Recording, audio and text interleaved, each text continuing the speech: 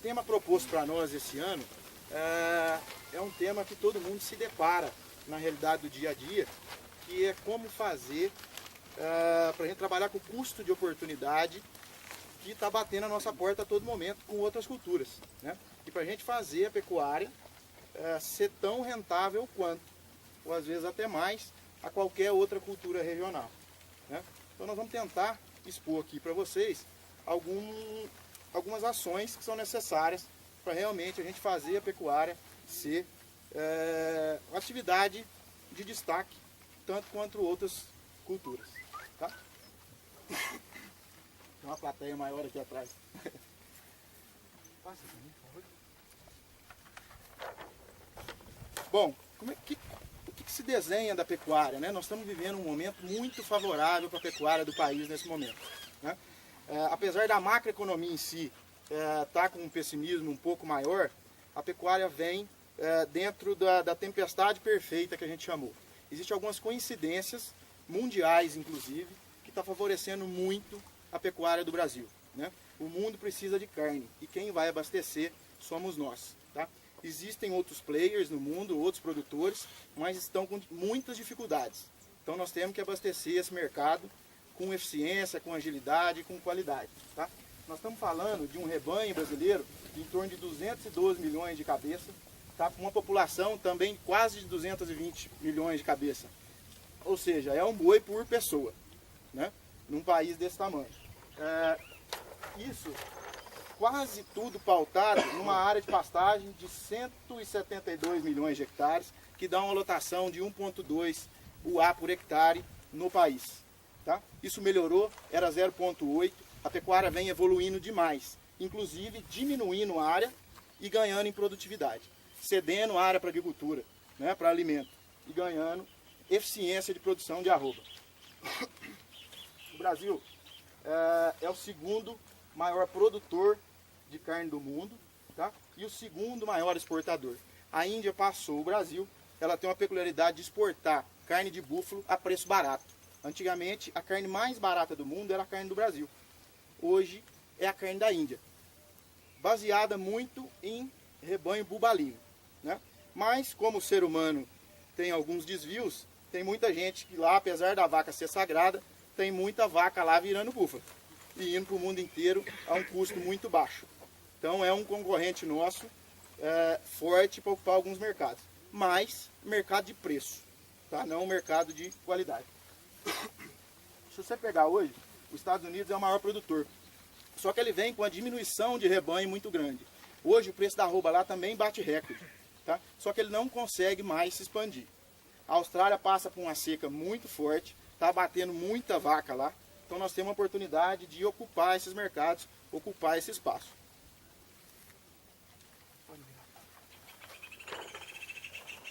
Então, gente, para a gente fazer a pecuária ser uma atividade rentável dentro da propriedade, que ela tenha sustentabilidade, inclusive econômica, nós temos alguns desafios a cumprir. Sem esses desafios, nós não conseguimos viabilizar essa atividade dessa forma, tá?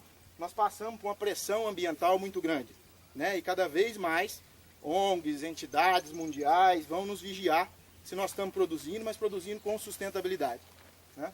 Nós temos uma concorrência enorme com a agricultura, basta olhar ao redor da gente, né, o que está acontecendo numa região dessa, de relevo, que até permitia uma boa pecuária, mas a agricultura invade, a gente tem que competir com pivôs centrais, né, uma imagem bonita igual está ali, com rentabilidades altas por hectare, né? Então esse também é um desafio, o custo dessa terra, tá? E a gente fazer renda dela, né? E não que ela realmente seja uma atividade econômica. E qual que é o desafio para a gente fazer isso? É melhorar a rentabilidade do pecuarista. Não tem outra condição se a pecuária não remunerar no mínimo igual a outra cultura, tá? Então esse é o desafio. E a gente nos depara, pessoal, muitas das vezes, eu acho que vocês vão concordar comigo, uma pecuária tradicional muito sem tecnologia, muito precária ainda, né? Com uma agricultura às vezes até de precisão. Então o problema nosso do pecuarista, na maioria das vezes, é trabalhar com custo mínimo, tá? A gente deixa de calcarear uma terra esse ano, deixa de pôr um sêmen de melhor qualidade, deixa de fazer uma suplementação de melhor qualidade para sobrar um pouco mais. Essa é a realidade de uma pecuária não muito longe daqui, contra uma agricultura de lucro máximo. Né? O agricultor sabe que ele tem que preparar melhor o solo, ele tem que usar melhor semente e ele tem que ter rentabilidade para pagar as contas. Então a diferença, uma das maiores diferenças gritantes entre agricultura e pecuária, realmente é o custo mínimo para o lucro máximo. Gente, nós temos que trabalhar com lucro máximo, nós temos que ser eficientes. Se trabalhar com custo mínimo, nós estamos nos depreciando, está depreciando a fazenda. Na hora que precisar calcarear, na hora que precisar fazer a cerca, na hora que precisar investir de novo numa tecnologia, nós estamos descapitalizando e aí ou nós temos que arrendar ou nós temos que partir para financiamentos ou até vender um pedaço da propriedade. Isso é uma realidade que nós nos deparamos no dia a dia nosso de trabalho, né? Essa diferença do custo mínimo para o lucro máximo.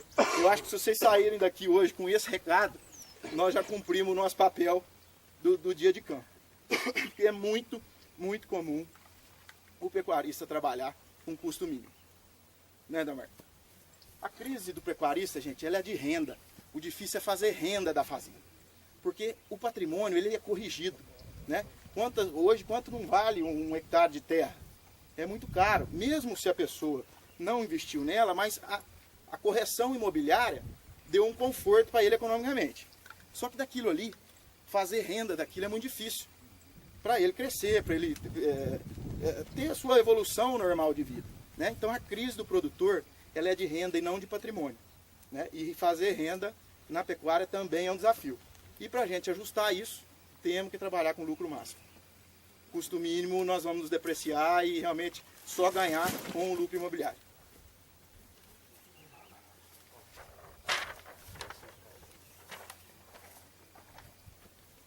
Existem alguns caminhos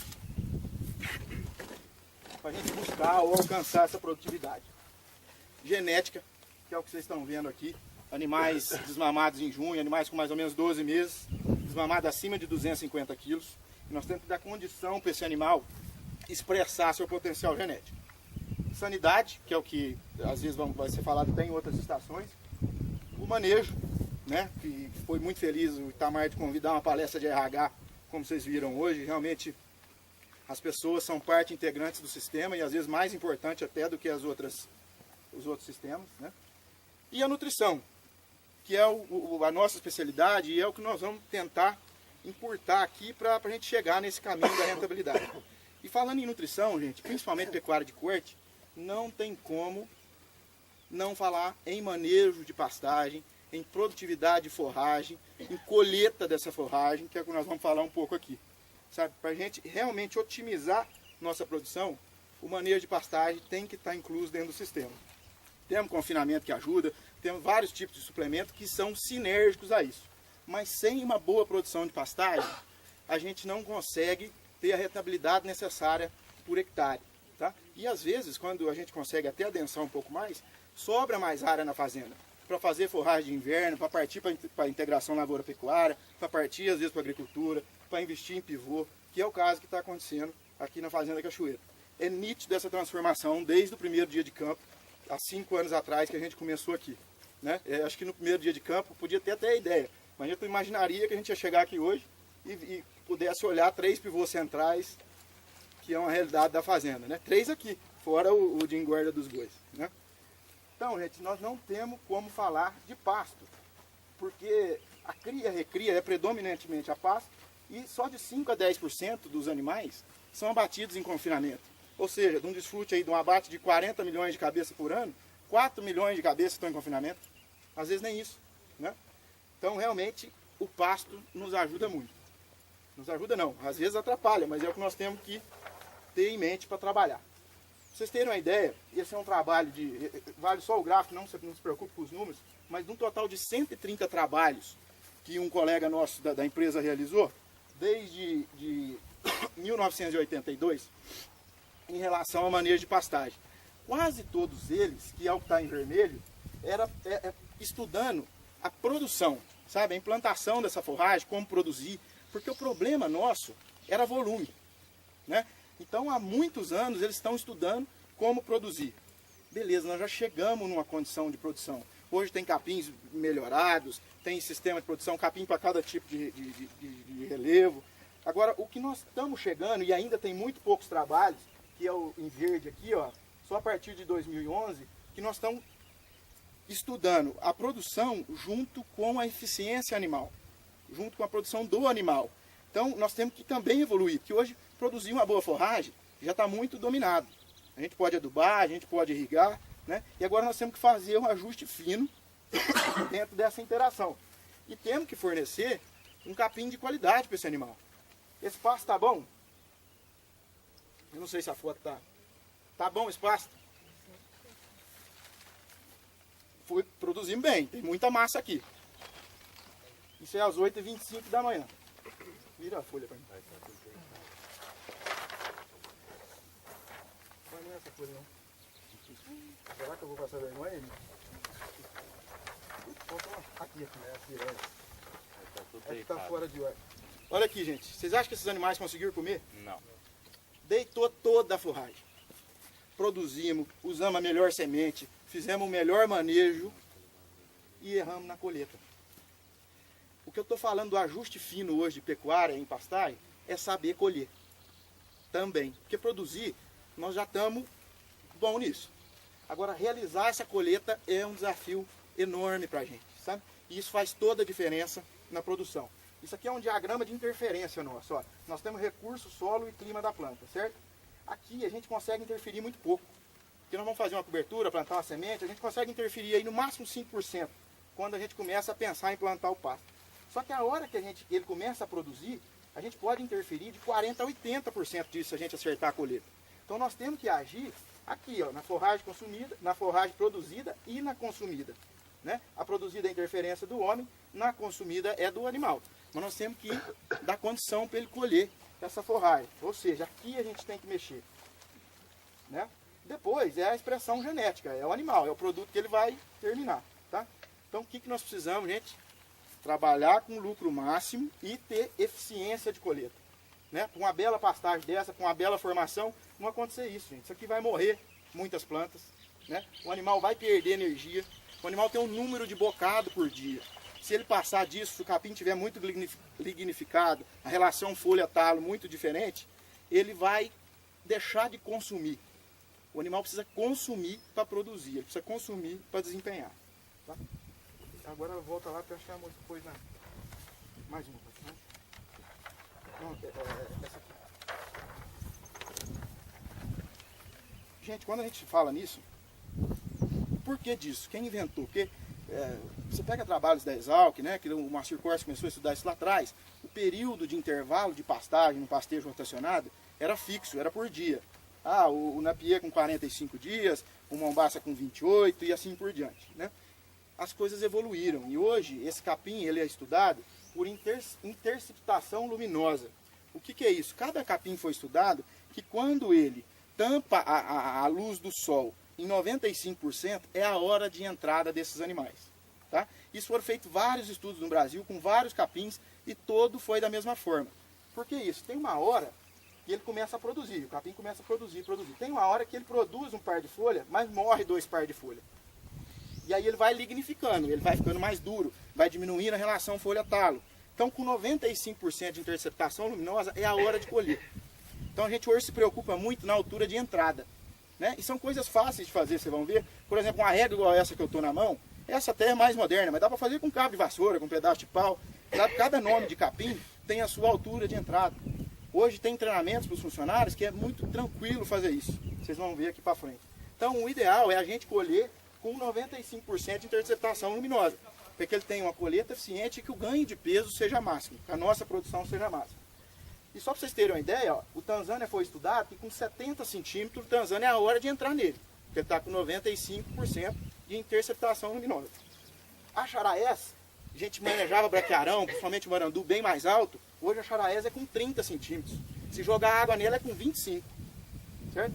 O marandu com 25, o capim elefante com 1 metro e o mombaça com 90 centímetros. Isso é a altura de entrada.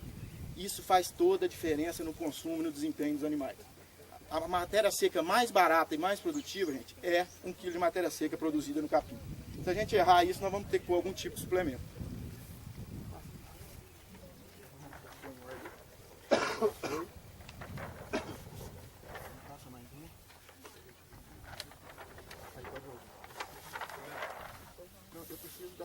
atrás do... Depois nós vamos arrumar isso aí. Daquela da foto do boi, um monte de quadrinho de boi. Aí, então, gente, hoje nós estamos no nível de evolução do manejo da pastagem. Nós tínhamos deficiência de produção, então o nosso problema era não caber, a gente não sabia produzir. Sabia pôr uma braquiarinha lá num solo ácido e pronto. Foi muito estudado, hoje nós estamos muito bom para produzir. A partir de agora, nós temos que ser muito bom para colher. Então essa é a evolução, tá? Então é um refinamento desse manejo da pastagem. Você sair de uma condição daquela que nós vimos, um animal colhendo um capim a 30 centímetros, com uma relação de folha muito favorável, potencializando toda a ingestão que ele consegue no dia a dia. Essa é a diferença para a gente conseguir um desempenho e ter rentabilidades por hectare muito acima da média e aí sim competindo com qualquer tipo de agricultura. Tá?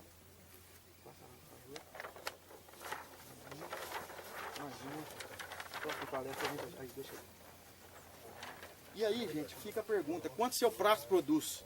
Quanto nós produzimos de matéria seca, de forragem por hectare, que a gente possa pôr aquela lotação e que qualidade que tem essa matéria seca. Então tem equipamentos simples e alguns treinamentos que a gente faz com os peões que dá pra gente fazer. Isso aqui é um quadrado da gente medir forragem, tá? Você vai no campo aleatório, joga esse quadrado, isso aqui é para Tifton, tá? É para síndrome. Pode fazer ele retangular também, ou às vezes até um pouco maior para braquiária e braquiarão. Ou se a gente corta ele, pesa e mede matéria seca, tá? Isso não precisa ser todo dia, isso pode ser por época. Época de verão, época de inverno. E, às vezes, começando modulado. Porque tem muita gente que assiste a palestra aqui, pô, amanhã eu vou fazer na minha fazenda, quer fazer na fazenda inteira.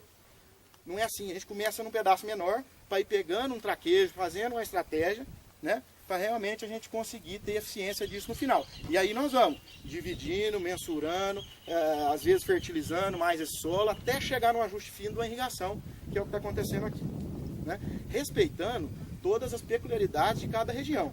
Aqui nós temos um problema, é uma discussão com o Itamar de muito problema, não. Só que realmente aqui faz mais frio que às vezes outros lugares. Então, alguns capins vão produzir um pouco menos em algumas épocas. Só que nós temos que reconhecer esse fato, né? E trabalhar em cima dele também. Outra coisa, gente. Quem vai aplicar esse tipo de tecnologia? A pior insanidade, como diz Freud, é você fazer a mesma coisa e esperar um resultado diferente. Não adianta a gente querer implementar uma tecnologia dessa e trabalhar com um recurso humano despreparado, que a gente fazia ao mesmo tempo há 20 anos atrás. Então nós temos que investir na nossa equipe de trabalho, gente. Sem eles, não há consultor, não há técnico, não há empresa que venha efetivar isso dentro da fazenda. Ele tem que estar inserido no mesmo sistema e capacitado. Essa fazenda aqui, ó, é do André Bartos, um amigo nosso, em Carapó, no Mato Grosso do Sul. Ele é um exemplo de gestão à distância, ele é de Franca, é amigo nosso mesmo, além de cliente. E ele faz um trabalho sensacional de mensuração de pastagem, de evolução da pionada, de metas para se cumprir, de ganho, de desfrute, né? Então existe quem já está fazendo, a pecuária do futuro já começou, sabe? Então é muito bom esses eventos de difusão de tecnologia, porque realmente a gente vai embora para casa e fala, poxa, tem gente fazendo, né? Gente, se não fizer, como diz o professor, e vou plagiá-lo aqui, a gente morre sozinho. Né? A gente morre sozinho. E volto a dizer, às vezes não economicamente, porque a terra foi corrigida, imobiliária, né? O imobiliário corrigiu o preço dela. Mas, pô, é uma sensação de derrota de não conseguir produzir numa atividade que ganha cada vez mais força mundial e deixa de ser marginal, que é a pecuária, que ela vem com força, gente, isso não tem mais volta. Né? O mundo não vai parar de comer, o mundo só cresce.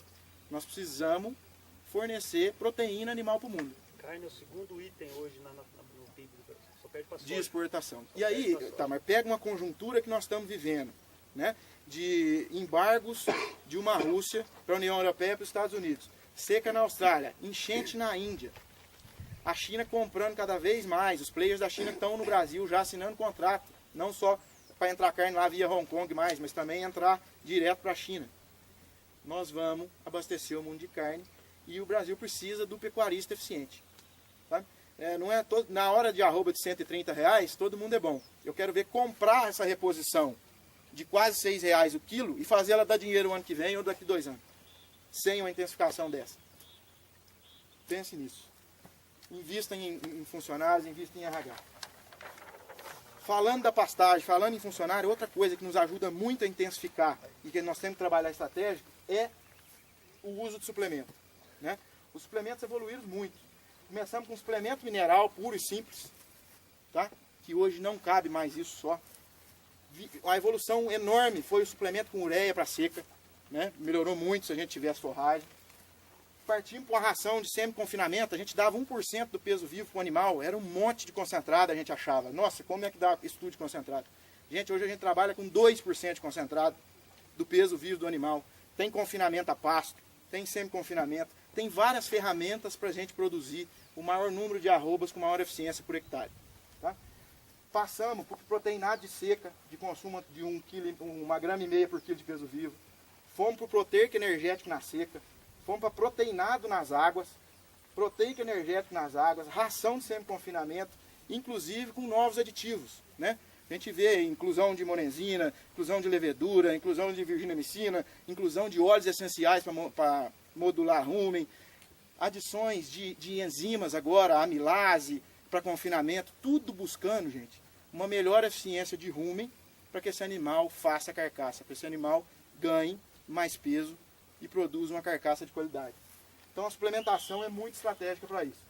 E o que a gente faz com essa suplementação? Primeira coisa é corrigir a carência de nutrientes que as pastagens nos desafia, né? Falta muito nutriente, então a gente corrige isso. Minerais, proteína, energia, vitamina. Favorece o maior consumo dos pastos. A hora que a gente modula o rumen do animal, dá uma condição favorável de fermentação e digestibilidade para ele, o animal consegue comer mais. Lembra que eu falei lá no começo, o desafio para o animal produzir é consumir. É um veículo de fornecimento de aditivos, como monenzina, por exemplo, auxilia no manejo de pasto, dependendo da quantidade que nós estamos suplementando, a gente pode aumentar a lotação para pastagem, mesmo manejando a pastagem. Nós podemos promover um efeito de substituição, que na maioria das vezes é só estratégico, como vocês vão ver aqui. O ideal é o proteico. Permite melhorar índices ou até ganho de peso para a gente melhorar a rentabilidade.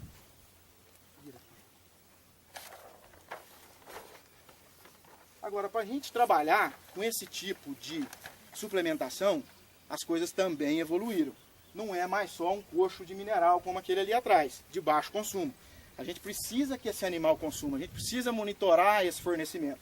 Então a evolução dos coxos, das praças de creep feeding, dos fornecimentos às vezes quase que diário, também tem que evoluir com a fazenda. Cada suplemento daquele ali, cada tecnologia que a gente quer implantar, a nossa capacidade administrativa tem que caminhar junto.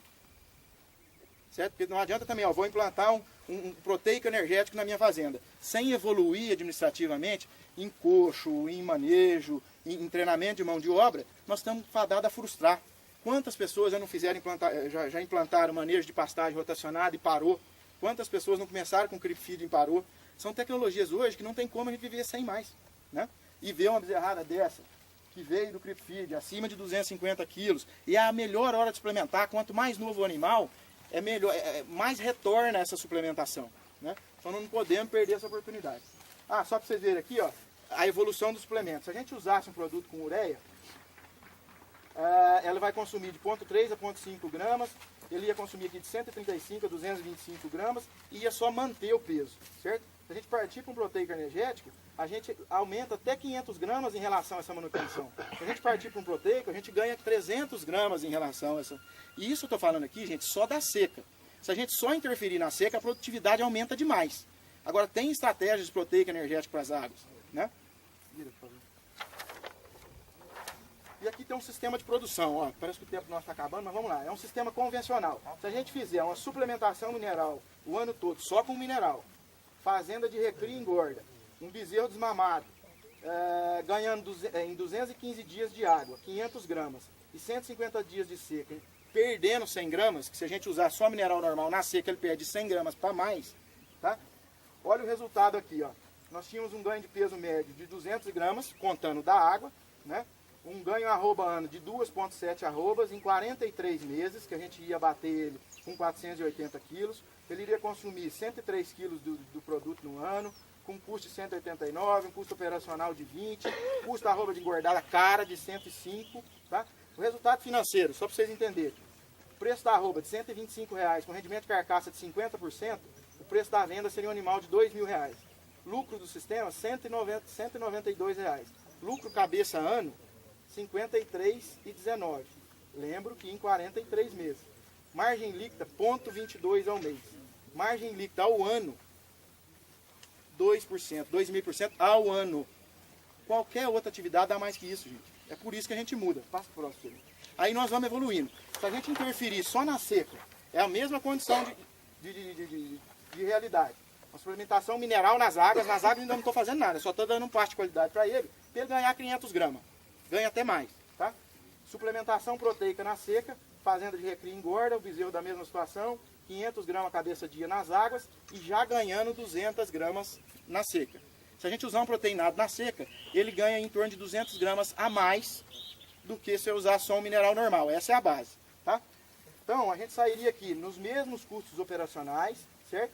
Só que um preço da arroba também 125, com 50%, matando com 16.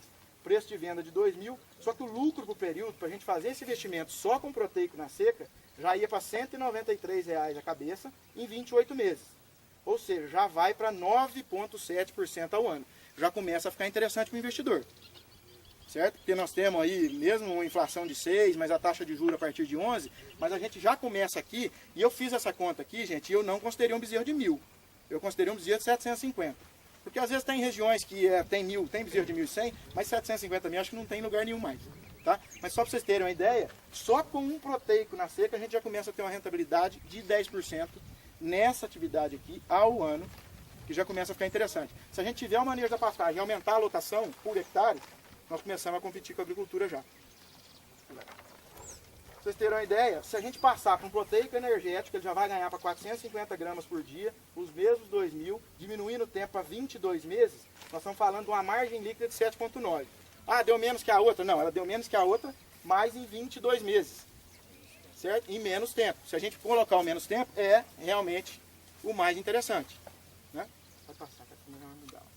Então, gente, existe hoje ferramentas para isso, para a gente ser competitivo. Tá? E aqui é o resumo daquilo que eu falei. Ó, se a gente usar o convencional, ele vai sair de 227 gramas com um ganho por ano de 2,7 arrobas. E aí nós vamos para o proteinado, já evoluiu para 4,7 arrobas, para o proteico energético para 5,53 arrobas. Né? Então, e se a gente aumentar isso por hectare, a gente consegue evoluir no sistema. Ou seja, o convencional, nós matamos com 43 meses, 28 com o proteico, baixando para 22 meses de giro desse bezerro. Aqui o custo também nós já vimos lá, só o resumo, aqui é o lucro. Ó. Se a gente trabalhar com o convencional R$ 192,00, com o proteico R$ 453, com o proteico energético R$ 228. Volto a dizer, não se assuste com o 228 do proteico energético, porque o tempo é menor, né? Só que aí na hora que a gente corrige o tempo, ele é mais lucrativo, só que a gente tem que saber que ele é ferramenta. Não dá para usar em qualquer categoria animal também. Tá? E aqui, para a gente encerrar, são as rentabilidades dos últimos 2 anos de um monte de atividade. Tá? Olha aqui para vocês verem, ó, a pior atividade de 2012, que é uma fonte do Banco Central e da Scott, foi leite de baixa tecnologia. Gente, quem não usou tecnologia no leite perdeu 2,6 ao ano. Olha um ciclo completo com aplicação crescente de tecnologia. Já foi para 5,3. Já foi maior aqui arrendamentos gerais, né? Só a produção e fornecimento de cana já foi até maior do que isso. Tá? E esse é do ano de 2013. O ano de 2013, por exemplo, se vocês verem o ouro e fundo de ações, que foi o pior aqui em 2012, em 2013 ele já foi o primeiro.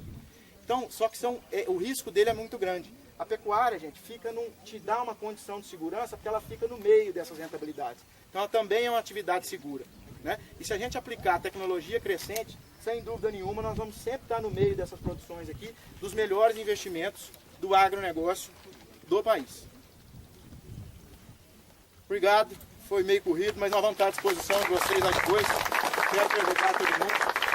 Obrigado.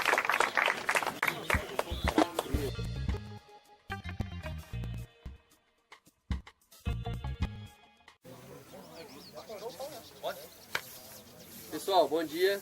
Bom dia. Tudo jóia? Tudo jóia. Tá bom. Meu nome é Guilherme, sou supervisor técnico da Eringer, sou agrônomo. E hoje eu queria comentar com vocês aqui, a gente conversar uns 25 minutos aí, sobre renovação e adubação de pastagem em áreas montanhosas, que é o tema da nossa palestra aí. Então, o que a gente está propondo, o que a gente está trazendo para vocês? Nos outros anos a gente falava um pouco mais de adubação em pasto em si, Mas hoje a gente queria trazer uma coisa nova, falar desse projeto aí que a gente está desenvolvendo, a Eringer está desenvolvendo, de renovação e adubação em áreas mais declivosas. Como que funciona isso aí? É um plantio direto que a gente está fazendo em áreas declivosas, para ter o menor, não ter revolvimento de solo, não precisar entrar tombando o solo, gradeando. Por quê? Qual que é o risco disso aí? Erosão, multa ambiental, é uma série de problemas, demora até você reformar de novo, custo maior. Então é isso que eu queria falar para vocês hoje. Para começar, quem aqui conhece Eringer? Levanta a mão.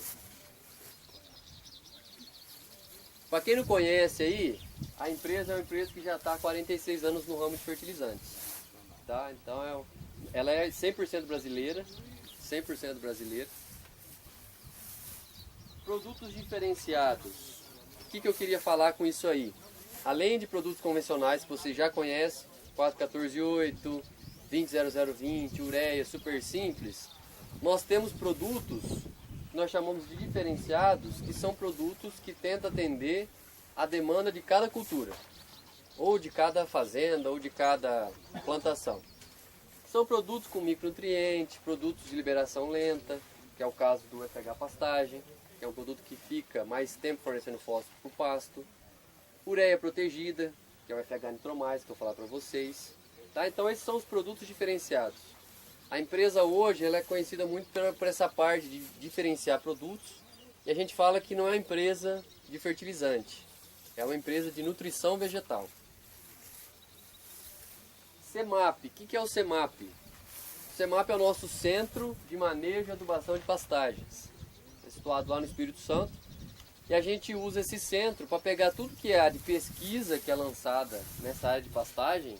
A gente testa lá, vê se é viável, a gente olha muito custo-benefício, tá? Para trazer para o produtor. Então a gente traz em dia de campo, em palestra. Tá joia? Hoje a Eringer tem 22 unidades de mistura de fertilizantes, não sei se vocês conhecem alguma. Uma muito próxima que nós temos aqui é Ourinhos e a outra é Paulínia. Tá? Então são duas unidades próximas para atender a região aqui. Nós temos mais duas em São Paulo, que uma fica em Bebedouro e a outra em Cubatão. Tá? Então em São Paulo são 4. Pode passar o slide, faz favor. Falar um pouquinho de pastagem, pessoal. Falar sobre adubação de pastagem, essa parte de manejo de pastagem. A pastagem, não sei se vocês concordam comigo, mas ela é o principal alimento para o animal, não é? É o principal alimento. Se você quer nutrir bem seu animal, você tem que ter uma pastagem de boa qualidade. Não é isso, Camã? Então, a pastagem é o principal alimento. E como que você consegue proporcionar um alimento de boa qualidade para o seu animal? Você tem que ter uma boa fertilidade de solo. É o solo que vai nutrir a planta e a planta que vai nutrir a sua vaca, o seu bezerro, o seu boi. Então, como que a gente consegue ver como que está a fertilidade do nosso solo? Que ferramenta que a gente usa? Análise de solo. Então, a gente não vai no médico sem um exame de sangue, né? E tem que ir para saber o que está acontecendo. É a mesma coisa de vocês. Quem tem a propriedade de vocês aí, você tem que saber como que está o seu colesterol do seu solo aí. Para saber o que está faltando, o que está sobrando, o que você tem que colocar mais, a menos. Não colocar nada a mais, não colocar nada de menos. Você colocar uma quantidade certa e equilibrada. Você gastar o que é o certo mesmo. E qual que é o principal aí? Um dos principais, são dois. Eu coloquei um ali só. Para a formação de pastagem. Qual que são os dois principais? Um já está ali, que é o fósforo. Qual que é o outro? Tem o fósforo, que vai dar estrutura, né? São dois nutrientes responsáveis por dar boa estrutura para a planta. É o fósforo e o outro é o cálcio. É o que forma o nosso osso. O que dá estrutura para a gente? Não é fósforo e cálcio? O osso? Então, o que a gente precisa é fósforo e cálcio. Então, normalmente, na maioria das análises de solo que nós fazemos, fósforo está muito baixo. Normalmente, as análises de solo que a gente pega está com fósforo 3, 4, quando está bom 5. Qual que é o mínimo ideal para você ter uma pastagem? O que vocês acham? numa análise de solo? Qual que é o nível ideal de fósforo para você ter um bom nível para nutrir bem o seu pasto? No mínimo, pessoal, 15. O ideal seria 30. Se tiver 20, você conseguir trabalhar com 20, excelente. 30 já é um nível ótimo. Você trabalhar com rotação, explorando o máximo da sua pastagem. Só que o inicial, o que a gente fala? 15, por quê? Se você elevar de 3 para 30, o custo da sua reforma ou da sua adubação é muito alto. Então você tem que trabalhar primeiro 15, que já vai dar um bom retorno, e depois você vai subindo essa escada aos poucos até chegar no 30. A meta nossa é 30. Só que se tiver 15, você já consegue ótimos resultados. Tá? Para quem tinha 3, 4, 15 é excelente. E micronutriente. Micronutriente, o que vocês acham? É importante? Muito importante. Por que chama micronutriente? Quem sabe aí? Micronutriente, pessoal, é porque a planta exige pouco. E macronutriente é que a planta exige muito. Só que a importância dos dois é a mesma. E às vezes micro é o que está faltando para o seu pasto daquele. Às vezes um micronutriente que está faltando é o responsável por você estar produzindo mais ou menos. Então a gente tem que prestar muita atenção nisso. E toda vez que for fazer análise de solo, pedir micronutriente. Porque micro é importante, pessoal. Zinco é importante. 50% aí dos nutrientes que o animal consome, você consegue fornecer via sal. O restante tem que ser via pasto.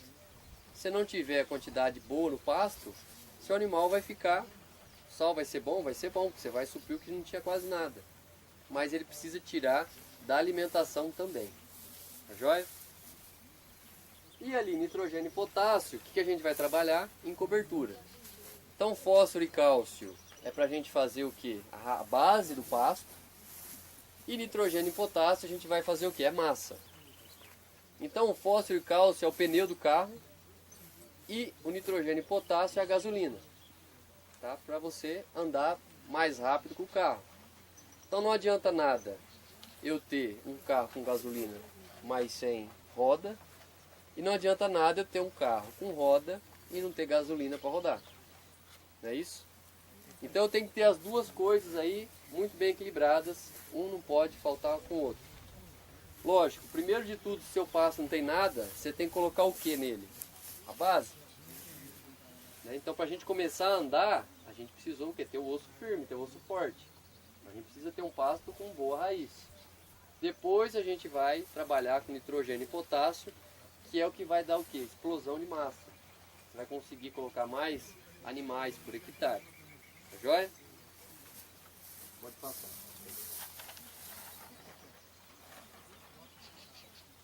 Falando agora aqui de renovação e adubação de pastagens em áreas montanhosas. Como que é o passo a passo disso aí? Como que a gente trabalha isso? Então, se você tem uma área declivosa, igual essa que nós temos aí, ou mais declivosa ainda, que você quer fazer uma renovação, como que você vai fazer? Qual que é o passo a passo? Primeiro de tudo, você faz análise de solo. Então, primeiro de tudo, análise, para você ver como que você vai fazer. Depois você faz o quê? Você faz uma calagem. Depois da calagem, você faz a dessecação, com 4 litros de glifosato aí. Espera 30 dias para morrer bem esse capim que tem ali, tá? E depois você faz o plantio da semente mais um adubo com base de fósforo, no caso aqui é pegar pastagem. E você vai ter o que? Um plantio direto de pasto em cima de palha.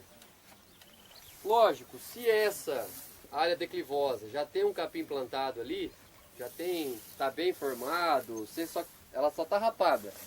Você vai precisar fazer isso aqui de novo? Não. Você só faz calagem, e joga pegar pastagem. Agora, se tem uma área declivosa lá, só tem gramão. Gramão vai dar algum retorno para o seu animal? Gramão não vai dar, não é um capim que vai dar um retorno, uma quantidade de proteína interessante para o animal. Então você tem que colocar uma outra cultura ali. Ou uma brisantão, ou braquiarinha, que seja. Então você vai fazer o que? Você vai matar esse gramão. Lógico, joga calcário antes. mata esse gramão. Nessa época aqui você já pode começar a fazer. Você espera 30 dias. Daqui 30 dias já vai começar a chover mais um pouco, não vai? Se Deus quiser.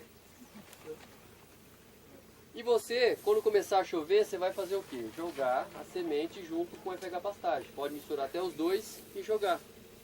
E essa semente ela vai brotar naquela palha seca. E vai começar a desenvolver raiz, vai entrar dentro do solo e você vai ter uma formação de pasto. Sem precisar revolver, sem precisar tombar, sem correr risco de erosão, risco de multa por causa de ambiental.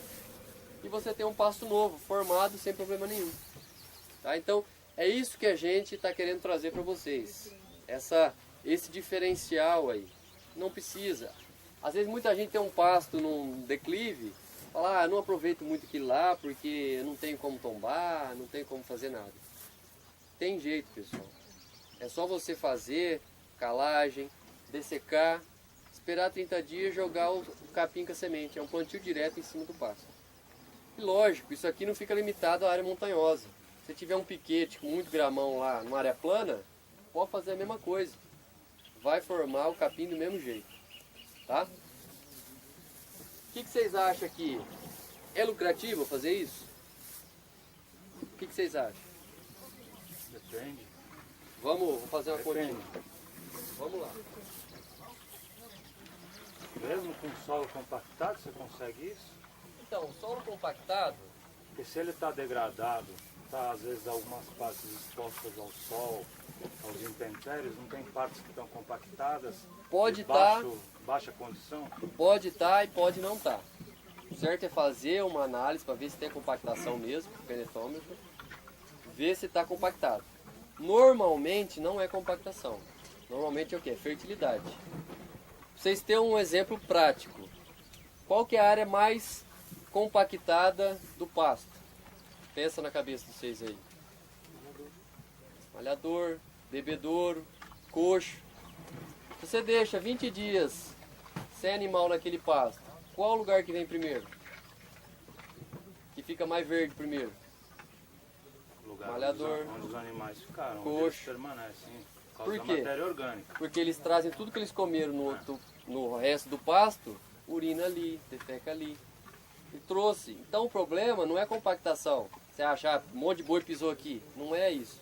O problema é falta de alimento.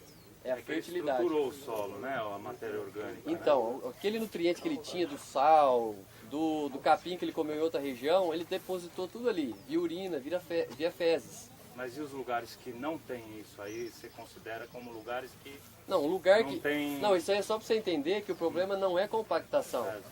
O problema é fertilidade. E o restante, você tem que fazer o quê? Você tem que fazer uma análise de solo e colocar o que precisa. Para você ter um pasto bem estruturado.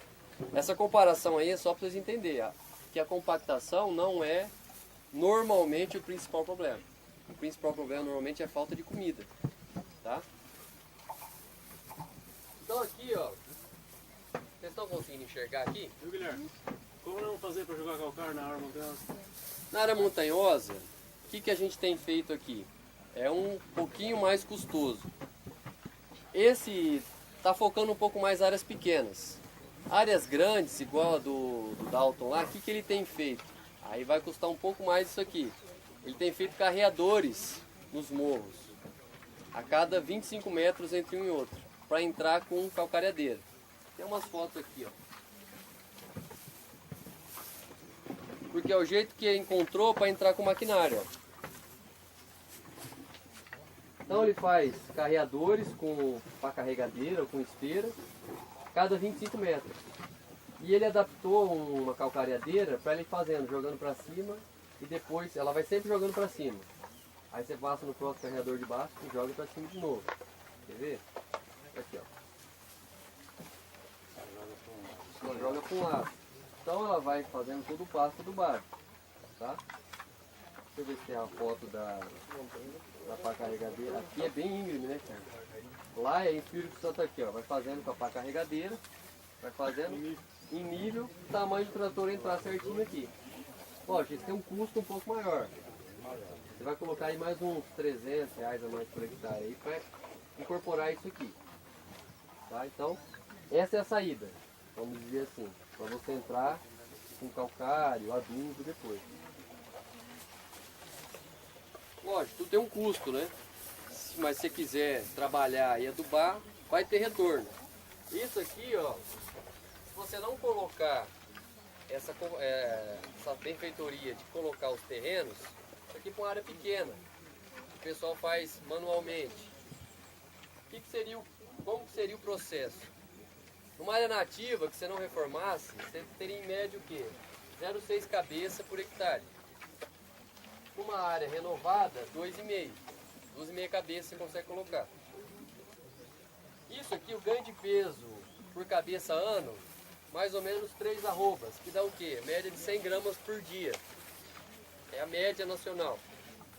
Nessa aqui, 5 arrobas por cabeça ano, dá uns 200, 250 aí. É um pouquinho mais. Você não tá caprichando muito aqui no nitrogênio. Tá? Se você caprichasse no nitrogênio aqui, você ia mais ainda. Então tá, aqui você ganha 3 arrobas com 0,6 cabeça por hectare. Aqui você conseguiu 5 arroba com 2,5. 3 arroba. Quantas cabeças por hectare você conseguiu? 0,6. Produção 1,8. Aqui você conseguiu ganhar 5 arroba por cabeça. Você conseguiu colocar 2,5. Você vai para 12,5 arroba. Colocando um custo aqui que está dentro do livrinho, não quis mudar para hoje. Hoje vai estar uns 128, 130, né? Arroba. Quanto você vai ganhar aqui? 189, 105 vezes 1,8, 189. 105 vezes 12,5, 1.312. Quanto que custou para fazer essa renovação aqui? Calcário, herbicida, aplicação disso aí, tudo? 1.020. Então, descontando isso aqui, eu vou ter R$292 de lucro na minha área renovada e 189 na área nativa. Então eu ganhei mais dinheiro aqui. Só que isso aqui é o primeiro ano, você teve um custo muito grande isso aí no primeiro ano. No segundo ano, isso aí aumenta. Você vai ter mais lucro. Por quê? O que vai acontecer no segundo ano após a reforma? Você vai ter de novo. Mesma coisa, 0,6 cabeça por hectare no pasto que você não fez nada, deixou lá quieto. 2,5 na passagem renovada, porque você já colocou. Por que você aguentou 2,5 aqui? Você fez uma adubação aqui, ó, 400 kg por hectare, de nitrogenado e potássio, tá? Para aguentar essas 2,5 aqui. Continuou ganhando 3 arroba cabeça ano aqui, e aqui você continuou ganhando a 5. Você ajudou o pasto, então você manteve o ganho. Continuou ganhando 12 arroba e meio aqui por hectare, aqui 1,8. No custo de 105, os mesmos 189 que você ia ganhando todo ano, e aqui 1.312,50. Só que o custo da sua adubação foi menor do custo da implantação. Então o seu lucro vai ser maior. Nesse segundo ano vai ser de R$ 778 por hectare, enquanto que sua pastagem nativa estava com 189 ainda. Tá? Então aqui você vai ter uma taxa de aproveitamento maior, uma taxa de desfrute maior.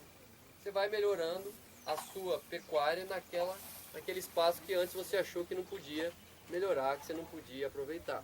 Ou era gramão, ou era um rabo de burro aí que não estava produzindo nada. Tá? E você melhora a sua pastagem. Beleza até aqui? Alguma dúvida? Então para isso aqui que a gente usou? A gente usou FH pastagem para fazer colocar o fósforo e o cálcio para você estruturar bem a sua raiz. E aí você pode usar ou ureia protegida na sua adubação de cobertura, ou um produto à base de nitrato com boro. Aí depende de cada um, como que está cada um. A gente tem usado muito a ureia protegida, que é essa aqui, ó, essa azulzinha aqui. Como que ela funciona? Ela tem boro e cobre, por isso que ela fica azul assim. E esse boro e cobre não deixa ela volatilizar. O principal problema da ureia qual que é? A volatilização. Se você jogou uma ureia num pasto, se demorou 5 dias para chover aí, o que acontece? Você vai perder essa ureia. Tá? Você pode perder até 80% dessa ureia. Então não é barato você comprar uma tonelada de ureia para você perder 80% dela. Então a gente usa esse produto. Quanto tempo ali? Independente. Independente? Ele espera chover. Porque esse boro e cobre é uma proteção química que tem ao redor dele. E a diferença de preço? De preço para uma ureia vai sair uns 10% mais caro. Só que se você parar com uma fonte que não volatiliza, que é o nitrato, ele sai mais barato que o nitrato por ponto, tá? Por tonelada, você vai falar, o nitrato é mais barato. Só que o nitrato é 30 e a ureia é 40, essa vai dar 44. Por causa do boro e cobre. Então você consegue concentrar o custo por hectare, acaba sendo menor com essa ureia aqui. Tá? Fica aqui uma dica para vocês. Sempre fazer custo, comparando fontes diferentes de fósforo ou de nitrogênio, fazer o custo por ponto do elemento. Pega o valor total, R$1.000. Esse produto tem 44, divide por 44, você vai achar um número. Nitrato é 900. 900 dividido por 30, você vai achar um número. Normalmente esse número aqui vai ser mais baixo do que o do nitrato. Tá? Esse aqui, o FH pastagem, ó, ele vem farelado. É um produto que tem uma alta solubilidade, aí você tem uma maior espalho dele no seu hectare. Tá? E ele fornece fósforo, cálcio, micro, e esse aqui está fornecendo, além de proteger a ureia contra a volatilização, está fornecendo boro e cobre, que são 2 micros, é muito importante. Boro, pessoal, é muito importante. Hoje você pega análise de solo, a maioria, não sei se tem algum agrônomo aí, mas a maioria das análises que a gente pega, as análises está com deficiência de boro. Então hoje boro é muito importante, tanto para pastagem, para café, para soja, para milho. A gente tem que colocar.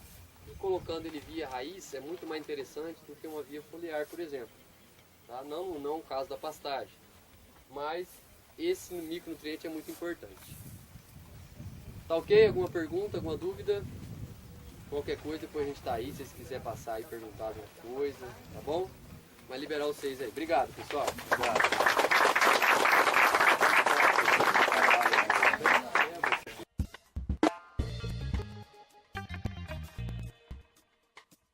Muito bom dia, meu nome é Rodrigo, trabalho junto com o Eduardo, que faz a região aqui. Nós trabalhamos na MSD Saúde Animal, que é uma empresa que foi fundida com a Sherry, com a Intervet e com a Cooper nos últimos anos.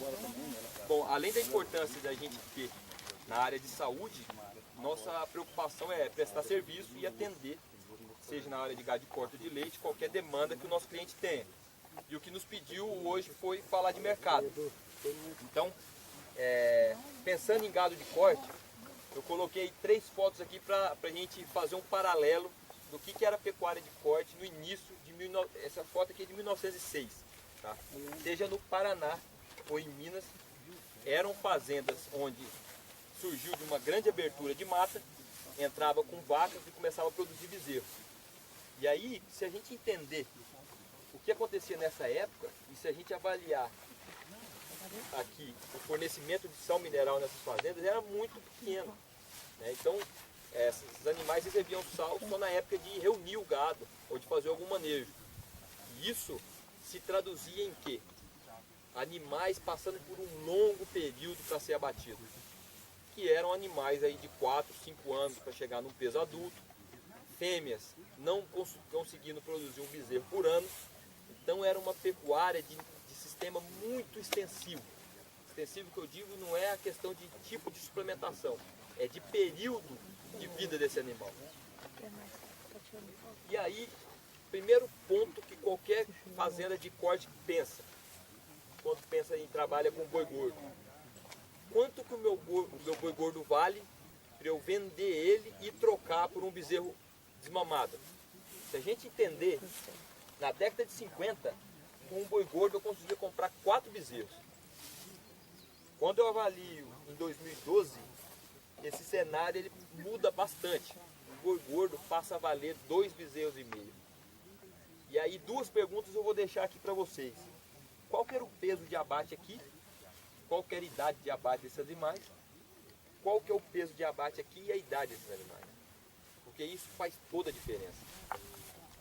Se o meu bezerro cada vez mais começa a valorizar, comparado com o preço em quilos do boi gordo, como que eu posso otimizar para conseguir comprar de novo 2,5 bezerros e conseguir permanecer dentro da propriedade, conseguir ser competitivo? Esse aqui é um gráfico que mostra exatamente isso.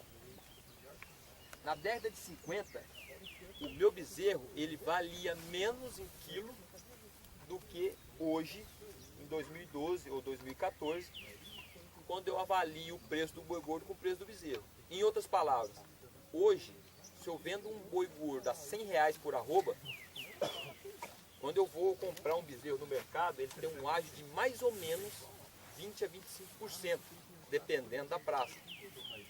Ou seja, em arrobas, o meu bezerro está valendo 120, 125 reais, comparado com um boi gordo a 100. Ou seja, o que o produtor acaba tendo que fazer? Ele tem que comprar esse bezerro ou esse garrote magro e colocar muito peso nele, abater ele mais pesado e mais novo, para ele conseguir produzir mais arrobas por hectare ano e conseguir comprar bezerro e repor o rebanho. Então, por que antigamente era um pouco mais fácil do que hoje? Esse é um gráfico produzido pela equipe da AgroConsult, e o que eles fizeram? Pegaram a década de 70, fizeram a correção monetária, e eles falaram assim, qual que era o cenário do mercado de produção de gado de corte na década de 70 em termos de reais por arroba. Quanto que custava uma arroba na década de 70 corrigida? Não que isso aqui valia na década de 70, mas se eu corrigir para comparar com os dias de hoje.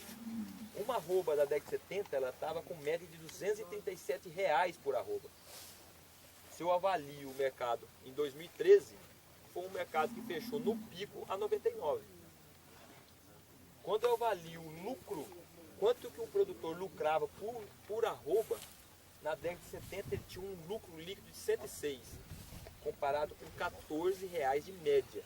Ou seja, num ciclo completo, se eu colocar todos os custos de produção até no período de engorda, nós estamos falando de um lucro aí de R$14. Ou seja, ficou muito mais difícil ficar na propriedade. Se eu avaliar a receita e pegar a média nacional, que é produzir 5 arrobas por hectare, na década de 70 era possível ter uma receita de quase R$1.200, se eu quisesse continuar produzindo 5 arrobas por hectare ano. Quando eu avalio 2013, isso sai de 1.200 para 490, R$500. Olha o tanto que o produtor deixou de ganhar. Ou seja, se qualquer produtor hoje quiser continuar ganhando R$1.200, ele tem que sair de um patamar de 5 arrobas por hectare ano e produzir 12 arrobas por hectare ano. Eu estou falando que mais que dobrar a produção de carne por ano para quando se tem uma lucratividade corrigida na década de 70. E como que é possível corrigir isso? Melhorando todo o período desse animal.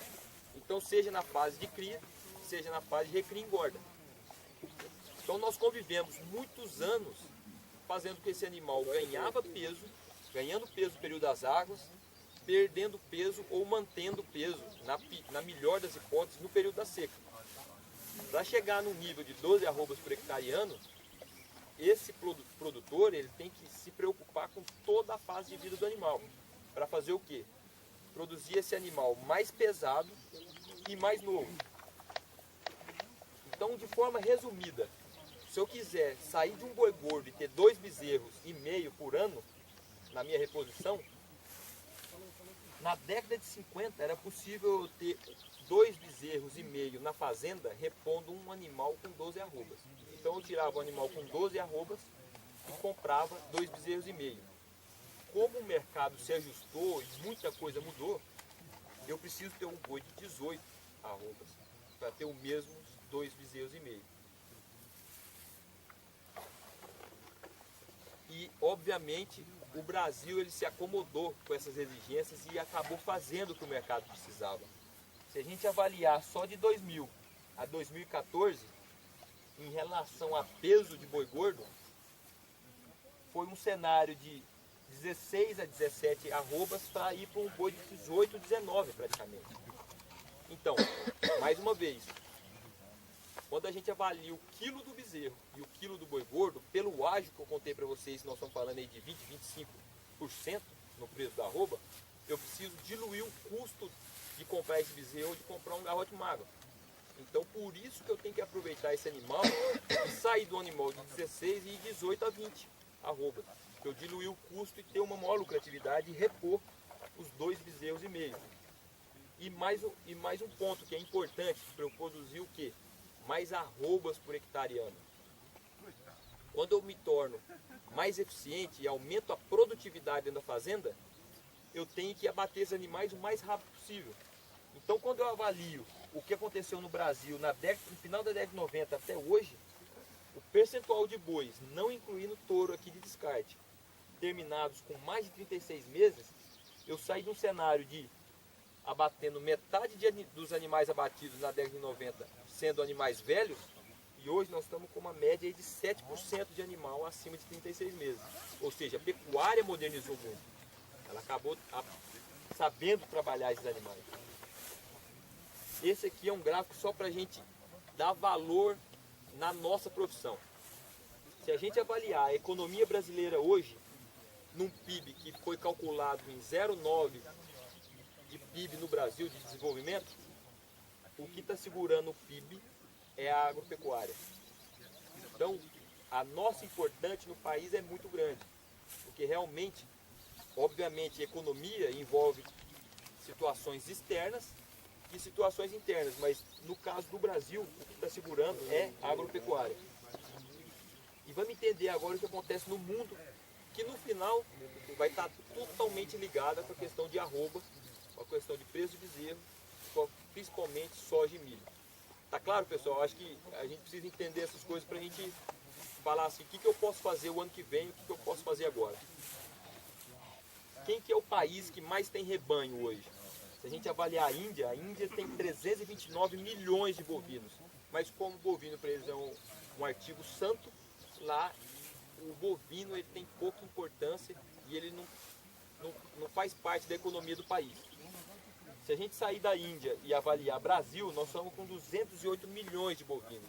É mais do que um boi por habitante.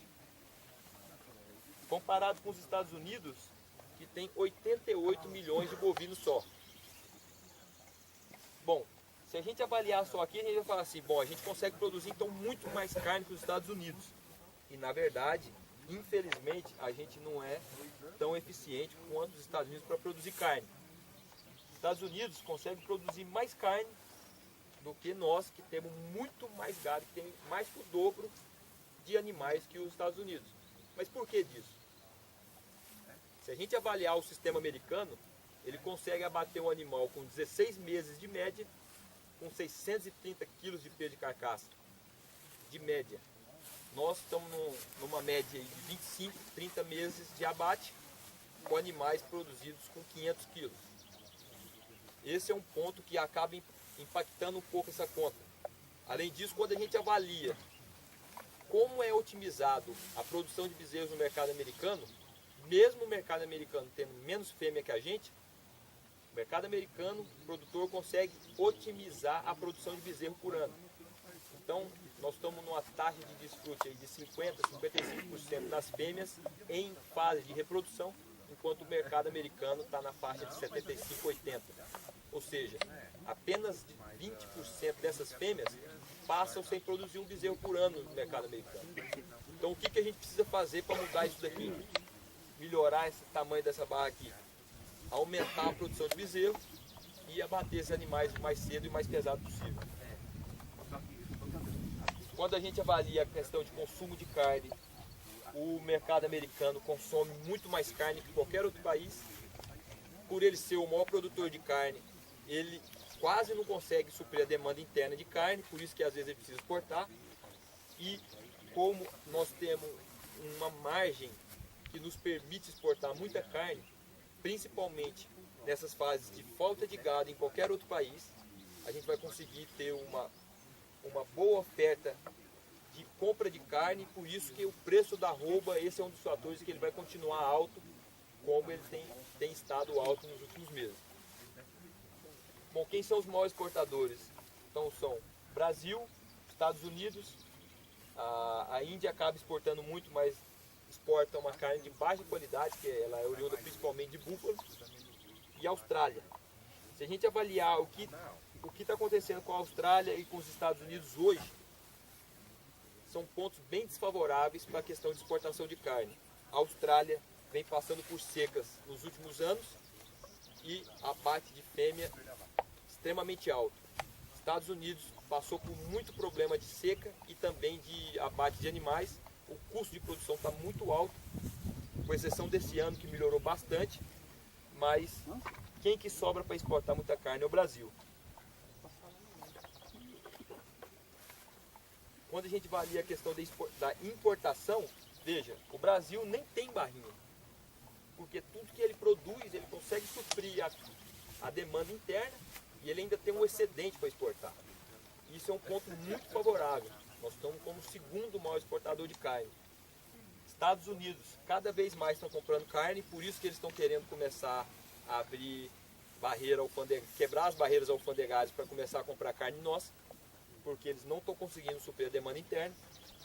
A Austrália está, como eu havia falado, com problemas de exportação, então é um ponto que, como ele servia a Austrália e entregava muita carne para a China e para a Rússia, como está diminuindo a produção de carne, sobra para nós então conseguir exportar para esses outros países.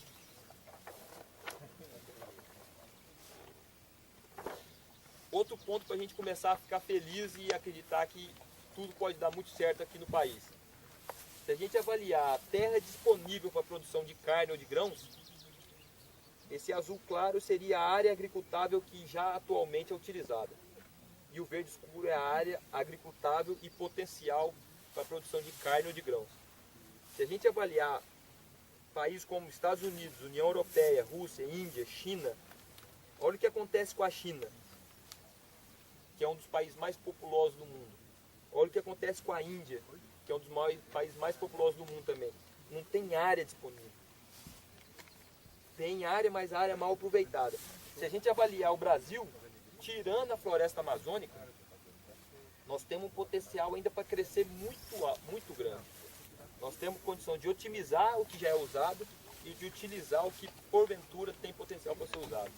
Então, cada vez mais a gente pode aumentar a produção e ainda posicionar como o maior país produtor de grãos e de carne.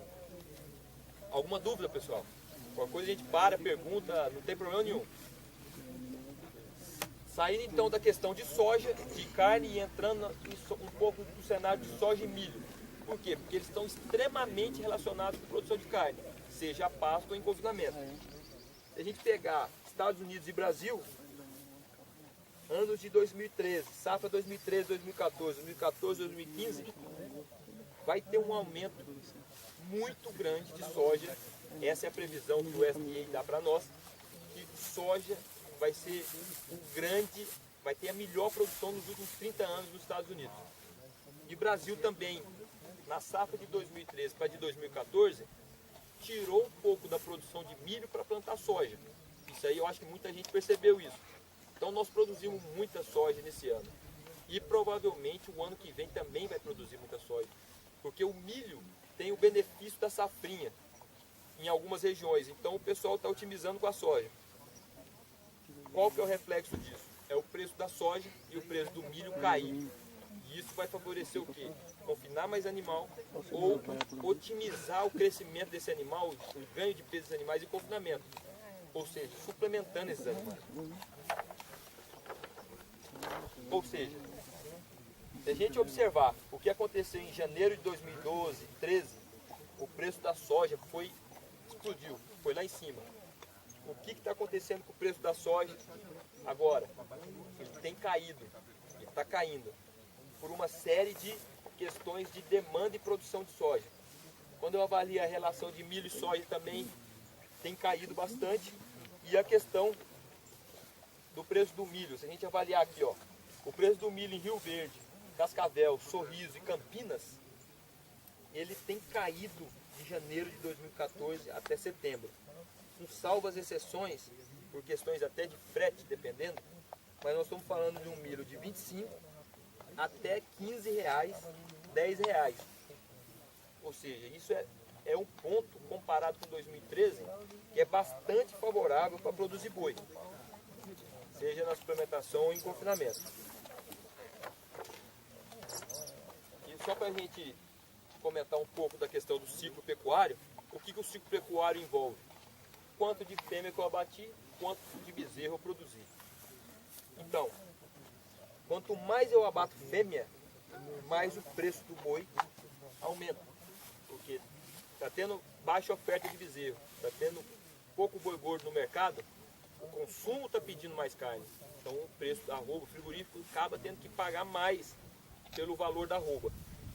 E esse ciclo ele acaba sendo, ano a ano, relacionado com o preço do bezerro e com o preço do abate fêmea. Por questões de preço de bezerro lá em cima esse ano, a gente tem observado que há uma tendência de reter fêmeas para começar a produzir bezerro. Então tem muitas regiões que estão começando a fazer isso. Quem abatia muita fêmea está começando a segurar as fêmeas, pô-las em estação de monta. Por quê? Porque o preço do bezerro está muito alto. Todo mundo começando agora a querer produzir bezerro. E o reflexo disso é exatamente por causa desse cenário aqui. Quando a gente avalia o preço do bezerro real ou do boi real, nós estamos falando de um preço que está mais caro do que o boi gordo. Então é isso que está começando a alterar o ciclo pecuário. Outro ponto que eu coloquei esse gráfico só para a gente entender que não é só o mercado externo, a questão de exportação, demanda de carne por outros países, e não é só a questão de falta ou oferta de gado. É a questão do preço dessa carne no atacado, que no país ele acaba tendo uma influência muito grande.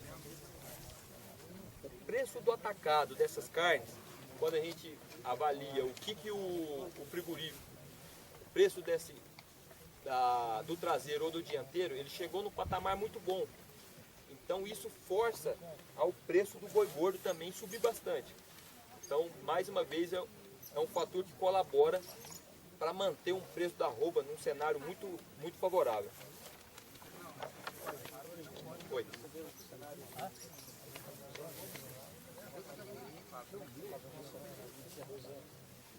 Essa oferta do bezerro vai refletir daqui 3 anos. Exato.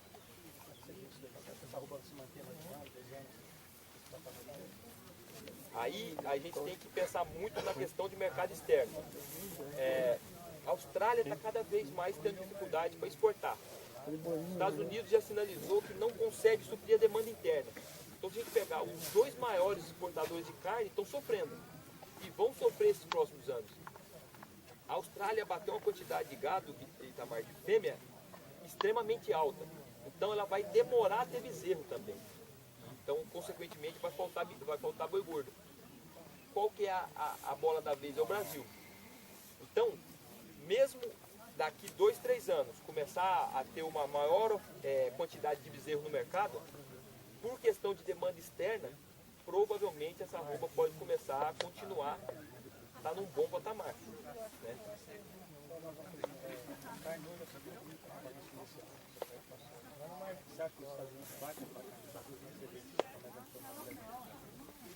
Quando eu fui ler mais sobre isso aí, porque agora, exatamente no primeiro semestre, os Estados Unidos sinalizou a possibilidade de abrir a exportação para o Brasil. Né?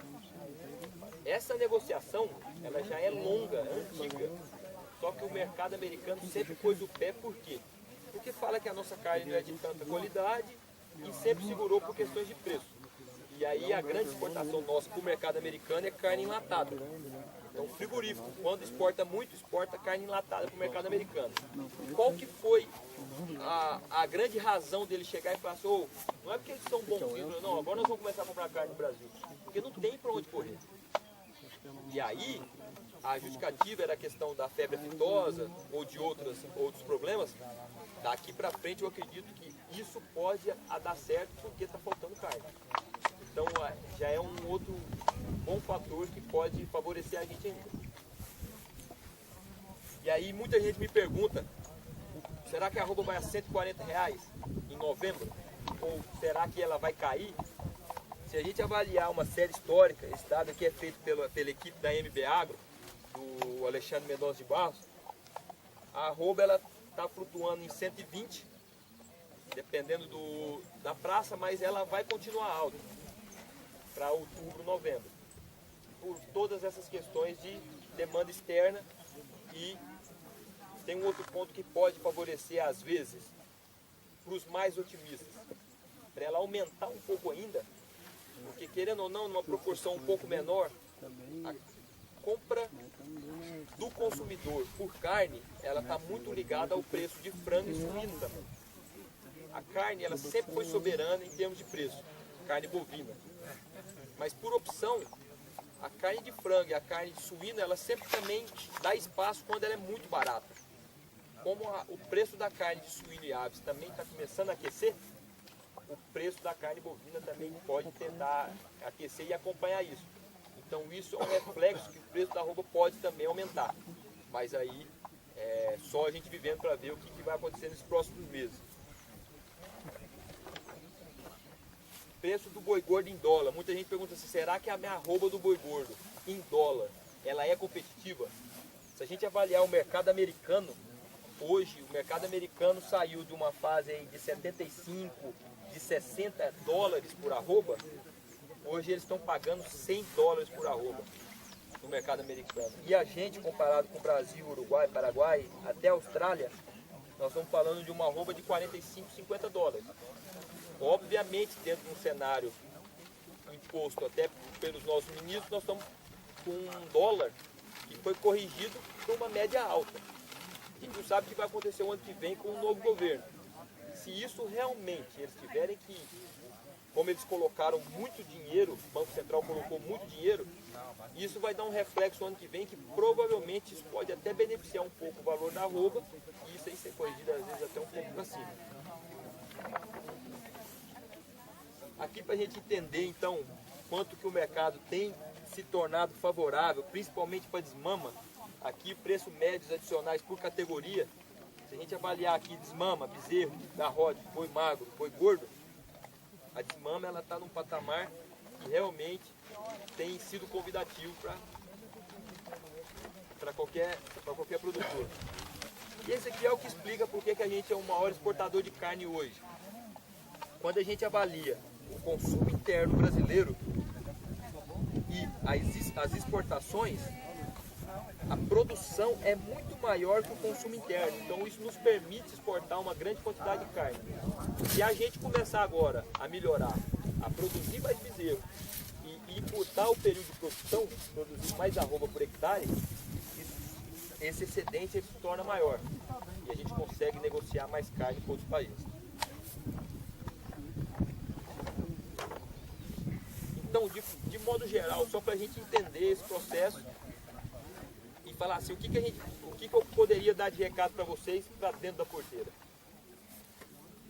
Existe uma necessidade constante de melhorar a renda dentro da propriedade, ou seja, eu preciso ser sustentável, mas quando eu falo sustentável, é sustentável otimizando a minha área, melhorando os recursos que eu tenho dentro dela, sendo sustentável no meu bolso, economicamente falando, e aí sim o sistema começa a melhorar. E eu só consigo fazer isso quando eu melhoro e aproveito mais os meus recursos.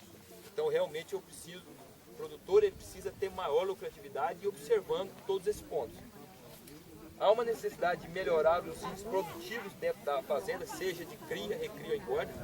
E aí, como é possível fazer isso? Melhorando o manejo do pasto, nutrição, seja suplementação ou quando se opta por confinamento como estratégia, melhorar o manejo, melhorar a sanidade, melhorar a questão de gestão de pessoas, isso é muito importante, como foi falado hoje, definir os objetivos e criar metas dentro da fazenda. Então, quando começa um ano, quando começa uma estação, seja ela seca ou chuvosa, é preciso criar metas. Se é no período da seca, como que eu vou fazer essa suplementação estratégica para eu não deixar meu animal perder peso? Como que eu vou otimizar o período das águas quando eu tenho um pasto com valor nutricional muito alto? Então esses são pontos que a gente tem que definir no ano e a longo prazo. E principalmente ser rápido nas tomadas de decisão. Porque aí você começa a diluir os seus custos e otimizar cada ponto da fazenda. Bom, era isso que eu tinha para falar. Estou aberto a perguntas, dúvidas. Muito obrigado.